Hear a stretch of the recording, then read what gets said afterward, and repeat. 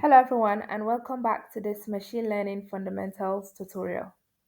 In this video, we will be talking about unsupervised learning. So unlike supervised learning, where we teach a model with labeled examples, unsupervised learning is like giving the model a puzzle without the picture on the box. The model has to make sense of the data on its own, finding patterns and structures that we might not immediately see. So in our previous example, you saw a case where we had apples and bananas. So as we were teaching or training, we said this here is an apple, or we said this here is a banana. But when it comes to unsupervised learning, we just give it various apples without saying that's an apple, various bananas without saying that's a bananas. But it should be able to find the patterns to distinguish the apples from bananas. It might not be able to say this is an apple and this is a banana, but it should separate them maybe based on similarities. So let's continue. In unsupervised learning, we don't provide the model with any answers, labels ahead of time. Instead, the model looks at the data and tries to organize it into groups or clusters based on similarities. So it's like sorting a mix of different coins into piles without knowing which coin belongs to which country. And there are various techniques in unsupervised learning. Here we have clustering, finding groups within the data, for example, grouping customers by buying behavior. You can put this customer that buys this way in one group, another one in one group. Then we also have dimensionality reduction. So simplifying the data without losing important features. And it's also useful for data visualization. So if something is so complex, it's trying to make it less complex. We also have association. So it's discovering rules that describe large portions of your data. For example, like people who buy bread also often buy butter. Let's look at it in more detail. So clustering involves grouping a set of objects in such a way that objects in the same group or cluster are more similar to each other than to those in other groups. So it's like organizing books on a shelf where books of the same genre stay together. So here I can have the first one here might be romance, another one might be sci-fi, another one might be thriller. So it might not be able to give it its category, but it should be able to separate them. Let's look at dimensionality reduction. So it reduces the number of random variables under consideration by obtaining a set of principal values. So it helps in simplifying the data without losing important features, which is especially useful in visualizing multidimensional data. So you might have different features and so on. What you want to do is keep the ones that are best. For example, let's say you have this text here, a whole document.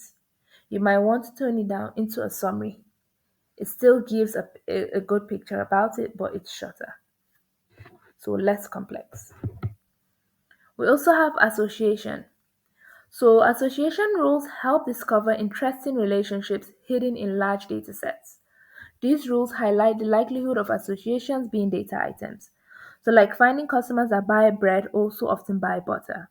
So this technique is extensively used in market-based analysis to increase sales and customer satisfaction.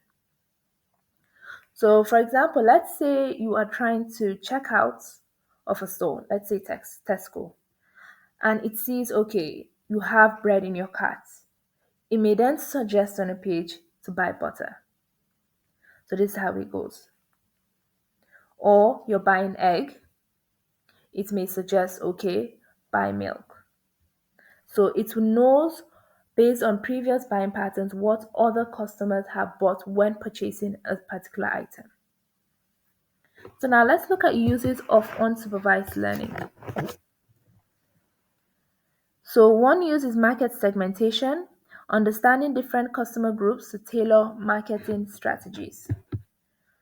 It can also be used in social network analysis, so just finding communities within large social networks. It can be used in anomaly detection, identifying unusual data points that could indicate problems like fraud detection. So if you have things that are together in one particular area, if it sees something else out of the ordinary, it can detect an anomaly. So let's look at challenges of unsupervised learning. So while unsupervised learning can uncover hidden patterns, it's not without challenges. So for example, interpretation results are not always straightforward to understand.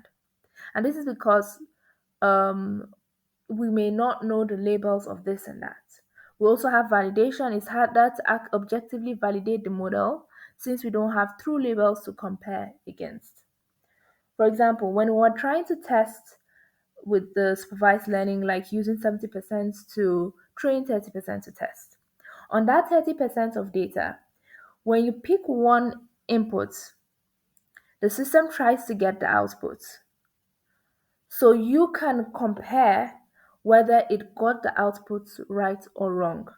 However, with unsupervised learning, we do not have those answers. So that's a challenge. So to get started with supervised learning, you start by gathering as much data as you can, choosing a clear objective, what do you hope to understand from the data, selecting a suitable algorithm and tweaking it to find the best structure or patterns. So let's look at one algorithm that we'll be using in our practical parts, K-means clustering. So K-means is a popular unsupervised clustering algorithm that partitions data points into K clusters. So K is just the amount of clusters. So if you want 3 groups or clusters, K is equal to 3. So group data points based on similarity with each cluster represented by its centroid. So let's look at it now. So how K-means actually works is when you have A, B, C, and D and E, what is going to happen is if you want 2 clusters, it's going to pick 2 random places in your around it. So in our case, we have green here is represented as green here. So these 2 points, just a random location. So we're trying to cluster one of these A, B, C, and D and E into clusters. So now it looks simple, but in a real life example, it will not look this simple. So I'm just using this simple example to explain. So you place 2, since 1, 2 clusters, 2 different points anywhere. Then you compute which ones are closest to which ones. So for this first green point, A and B are closest to it. For the second one, C, D, and E are closest to it. So now it goes to the middle of this. It goes here. So this one was close to A and B. The first one was close to A and B, so it goes to the middle of A and B. The second one was close to C, D, and E, so it goes to C, D, and E. So now you have A and B in the first cluster, C, D, and E in the second cluster. But it must continue until it doesn't move anymore. So now, which ones are closest to the first green one? We have A, B, and C are closest to the first green point. And for the second green point, D and E are closest to it. So it finds the middle of them again, like this.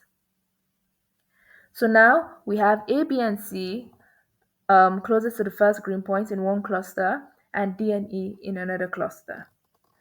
The process repeats. So if we try to compare, is A, B, and C closest to the first green point? Yes, it is. Is D and E closest to the second one? Yes, it is.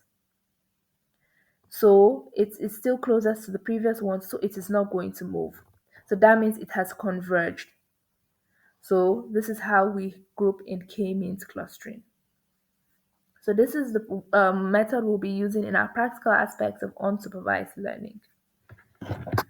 So conclusion now, unsupervised learning allows us to explore data without preconceived notions.